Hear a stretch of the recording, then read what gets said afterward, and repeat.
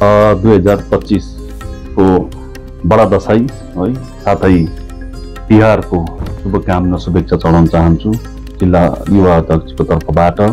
त्यसरी नै 37 नम्बर समष्टिको पक्षबाट देशभरि छरेर बस्नुभएका मेरा गोर्खा सन्तान है दाजुभाइ दिदीबहिनीहरूलाई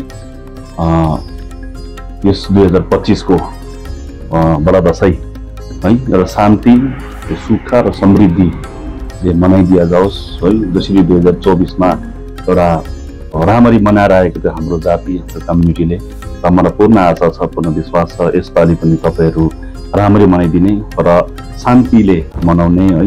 किनभने वर्षमा एकचोटि आएको चाड हो र यसै मार्फत च्यानलको तर्फबाट म आफ्नो पार्टीका कार्यकर्ताहरूलाई पनि म शुभकामना है शुभेच्छा चढाउन चाहन्छु र जति पनि हाम्रो देशदेखि छरिएर बाहिर बस्नुभएका दाजुभाइ दिदी बहिनीहरूलाई पनि गोर्खा सन्तानलाई पनि यसपालि 2025 को है विजय दशमीको र तिहारको शुभकामना शुभेच्छा चढाउँदै मेरो यो सानो मेसेज तपाईहरुप्रति राख्न गइरहेको छु। धन्यवाद।